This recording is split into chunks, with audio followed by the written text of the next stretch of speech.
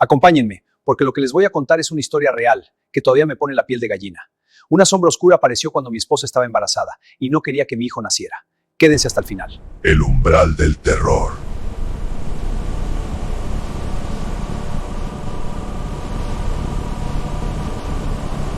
Todo comenzó cuando me contrataron como jefe de personal en una hacienda de cacao. Me pusieron a vivir allí mismo porque el personal llegaba al amanecer y yo tenía que salir a asignarles las tareas del día. Me gustaba mi trabajo, el olor terroso y dulce de las vainas de cacao, el susurro constante de las hojas bajo el viento y esa paz del campo que te hace sentir pequeño, pero parte de algo eterno. Me instalaron en el primer piso, encima de la bodega. Todo era de madera antigua, oscura, que crujía como si respirara con vida propia. El espacio se dividía en una oficina amplia y, al final de un pasillo estrecho de apenas 3 metros, un cuartito humilde pero mío. Lo convertí en hogar con mis propias manos, cama, cocinita, baño. Lo adecenté con cariño, como si estuviera construyendo un refugio contra el mundo. Desde la primera noche se escuchaban pasos. Subían las escaleras con lentitud deliberada, cruzaban la oficina y se detenían justo antes del pasillo. Yo vivía completamente solo y tomé una decisión que marcó todo: no les iba a tener miedo. Siempre he creído, en lo más hondo de mi alma, que el miedo es el alimento de estas entidades. Si les das atención, se fortalecen, se posesionan. Así que, aunque los oía clarísimos, a veces tan cerca que parecía que alguien respiraba detrás de mí, seguía con mi rutina como si nada. Me quedaba hasta tarde, trabajando o simplemente pensando en la vida, ignorando los ruidos. Si no les hago caso, se irán, me repetía. Y durante un tiempo funcionó. Todo cambió cuando mi esposa quedó embarazada de nuestro primer y único hijo. Fue un embarazo milagroso, un regalo que desafió a la muerte misma. La primera ecografía había sido clara y cruel: no es viable. Pero ahí estaba él, latiendo con fuerza, creciendo contra todo pronóstico. Yo lo sentía como una segunda oportunidad que Dios nos daba, un rayo de luz en medio de la oscuridad que ya habitaba esa hacienda.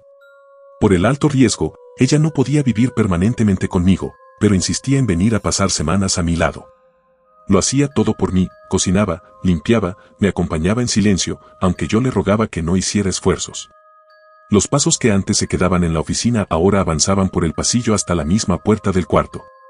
Una noche intentaron girar la manija con una lentitud que helaba la sangre. Mi esposa me sacudió, me dio cachetadas, me gritó al oído con desesperación, pero yo no despertaba. Amanecí exactamente como me había dormido, ajeno a su terror. La noche que lo cambió todo fue peor.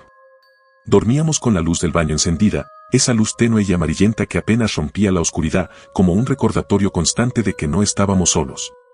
En plena madrugada ella se levantó para ir al baño y notó que la luz estaba apagada. Pensó en un corte de electricidad. Tomó su teléfono, lo usó un rato para calmarse y volvió a acostarse. Cuando giró hacia la ventana que quedaba justo frente a su lado de la cama, se quedó helada. Ahí estaba. Una sombra negra, alta e imponente, con la forma exacta de la parca, túnica que parecía hecha de noche pura y un bastón que sostenía con una mano huesuda. Miraba fijamente hacia el baño, por donde ella acababa de pasar. Luego, con una lentitud agonizante, giró la cabeza hacia donde mi esposa yacía. El aire se volvió pesado, frío, como si la habitación misma contuviera la respiración. Ella quedó paralizada. No podía moverse. No podía gritar. No podía despertarme. En un instinto puro de madre, cerró los ojos con fuerza y empezó a orar con toda su alma, pidiendo protección para nuestro hijo. «No te lo lleves, Señor, protégelo», repetía en silencio mientras las lágrimas le corrían por las mejillas. Los minutos se hicieron horas eternas. Cuando por fin pudo mover un dedo y abrió los ojos, la luz del baño había vuelto como por arte de magia y la presencia había desaparecido por completo, dejando solo un vacío que olía a tierra mojada y miedo antiguo. Esa misma noche le prohibí que volviera a la hacienda. Estaba convencido, en lo más profundo de mi ser, de que esa entidad no quería que nuestro hijo naciera. Era como si hubiera sentido la vida que crecía dentro de ella y la odiara por existir. Nuestro hijo llegó al mundo sano y salvo, un verdadero milagro que todavía me emociona cada vez que lo miro. Pero no sabemos si esa cosa de la hacienda nos persiguió hasta la casa nueva, como una sombra que se niega a quedarse atrás. Acomodamos el cuarto para que durmiera con nosotros, cerca de nuestra cama, porque después de todo lo vivido no queríamos dejarlo solo ni un segundo. Desde la primera semana empezaron los ruidos. A las 3 de la mañana exactas, alguien arañaba la ventana con garras afiladas, como un gato furioso que quería entrar. Yo me levantaba rapidísimo, el corazón en la garganta, pero nunca había nada. Tiraba agua bendita y el sonido seguía, más insistente, como burlándose de mi fe. Hasta que recordé una creencia antigua de mis abuelos: cuando había una presencia, mojaban el machete con agua bendita y sal. Preparé el machete con mis propias manos, lo bendije y lo dejé listo al lado de la cama, como un guardián silencioso. Una noche, apenas empezaron los arañazos, lo saqué rápido, el metal brillando bajo la luz tenue. Lo que vi fue inexplicable: un gato blanco, puro y silencioso, mirándome desde afuera con ojos que no parecían de este mundo. Era imposible. En segundos no podía haber nada ahí, y sin embargo estaba. Lo espanté con el machete y nunca más volvió. Pero esa imagen se me quedó grabada. ¿Era la misma presencia tomando forma para acercarse más a nosotros?